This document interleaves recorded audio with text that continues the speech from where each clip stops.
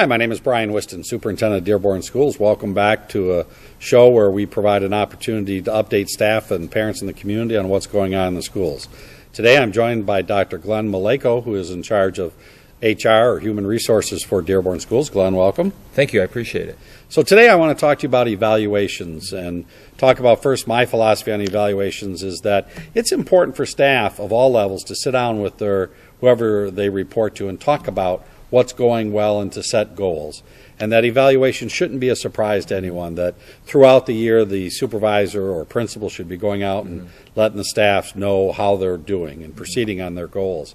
And so that if there is a problem, they're not sitting down at the end of the year finding a surprise, but that they're having a conversation throughout the year. The state's also changed evaluations besides the philosophy of evaluations that I bring, that we evaluate all of our staff and be requiring test scores as part of that. So why don't you tell us what's going on with teacher evaluations? Sure. I guess I'll give you a quick summary of some of the important state changes that the state has mandated. And as you mentioned, I think with your philosophy, that's the constant reiteration to faculty all the time is, look, it's here to be a positive process so people can grow through the evaluation. Having said that, the state has mandated some specific things. One of which is that there must be a year-end evaluation for all teachers and administrators. That includes you as superintendent and any central office administrators. Student growth, this is probably one of the biggest changes, is that student growth is now mandated to be in the performance evaluation. And so effective next year, there will be a formula of up to 25% of student growth. The subsequent year after that, 40%, and then within 3 years, it'll be 50% of the evaluation will be based on student data, student growth. The other 50% would then be based on your traditional observation protocol, which is having the administrator have a conversation, go over goals, and observe a teacher, in the classroom with students. Another important change is that there is 4 categories that teachers are rated on. They're either ineffective, minimally effective, effective, or highly effective. And as far as Dearborn, we were kind of ahead of the game because our process changed back in 2005. It wasn't those exact codings, but we did have a performance rubric, which the state has now asked us to implement with those 4 codes.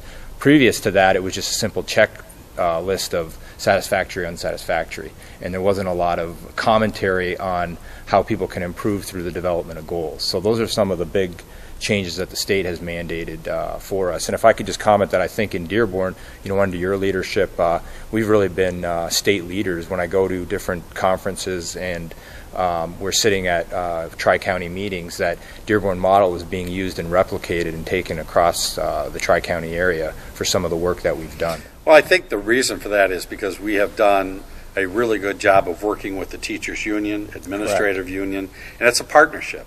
That while it's non-negotiable, we're going to do evaluations for all of our employees. Some of the things in the evaluation aren't negotiable. As you said, the state law dictates it. But really going through this process, we have worked closely with the teachers union and their leadership and also the administrative union and their leadership so that the process is a fair process. Because, again, evaluations, nothing should be a surprise. It's not a I gotcha. It is, we want the best teachers, the best administrators, the best employees that we can get. And so it's an opportunity to set goals, look at how to achieve those goals. And if somebody's having problems, giving them the support necessary so they can improve. But have no doubt, we are going to hold people accountable. And if necessary, counsel people out of the jobs if necessary. But again, for 99% of the employees, this should be a very positive, good experience. Now, we're also doing administrators, like you said, cabinet, building principals, superintendent are involved in the same evaluation process.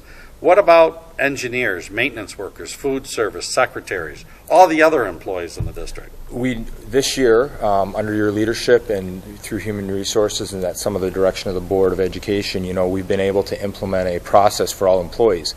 That process is not mandated by state legislation whatsoever, but it's something that, under your leadership that, it's supposed to be a positive. So there's a conversation that occurs with the supervisor and you set goals, you look at your job description and target some things that you want to work on for the year. And it's really set to be a positive process. We've gone through it, with our employees in HR, and I can say it has been very positive because we've looked at a rubric that they have and they kind of evaluate where they are, and it just kind of I guess, allows for that conversation to occur. And I think the employees actually really appreciate it as well, because it says that you're really taking their role in the organization and making it important, but yet still striving for excellence and having standards. And, you know, it really should be positive for the employees, because they get to hear from their bosses the good things that they're working on. Correct. And if the boss does have some concerns, this gives them an opportunity to have that conversation. So it's really a process that should work for employees and the like. So what else is going on in the Department of HR that you want to share with us? Well, a few things I'd like to share. Since we're human resources, so we're there to serve people. And the philosophy, you know, under your leadership and the philosophy that I've implemented is really one of service. I follow a lot of the research on Stephen Covey and working together with people on positive relationships with faculty. And so what we've been able to do is make sure that we're there to serve people when they come in and when they call.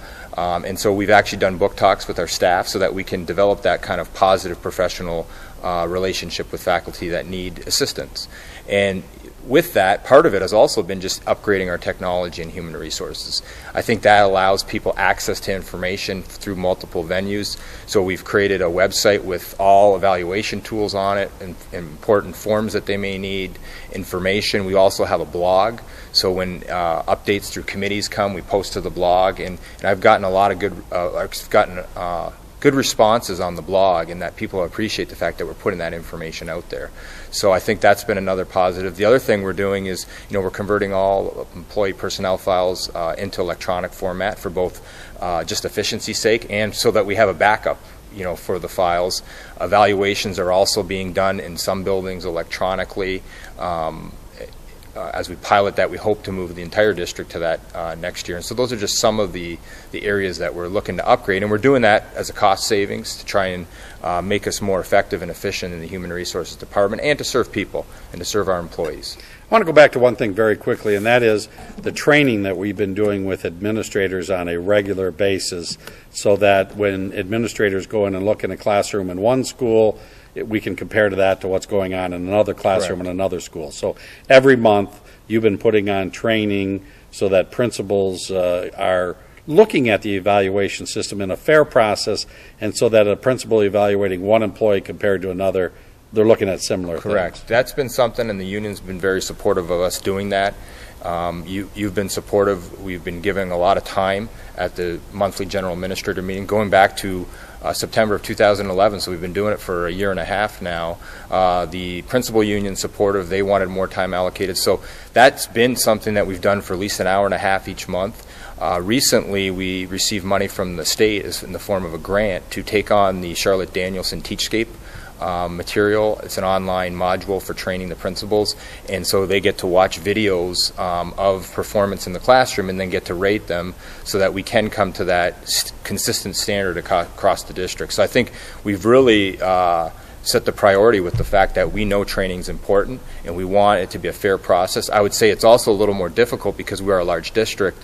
Other districts may only have 10 to 20 administrators doing it. We have over 70 people that are evaluating teachers, so I think that's a critical aspect to the training that we're implementing. And having said that, it's 30 plus hours of training they're going to go through in an online module, and then they have an exam at the end that they must pass in order to show their proficiency as an evaluator. Very good. Well, thank you for joining us today as we talk about evaluations for teachers, administrators, cabinet members, superintendent, and all of our employees in Dearborn Public Schools. Any questions on these topics of evaluations? Certainly feel free to contact Dr. Glenn Maleyko or myself. Thank you for watching, and have a great day. Thank you.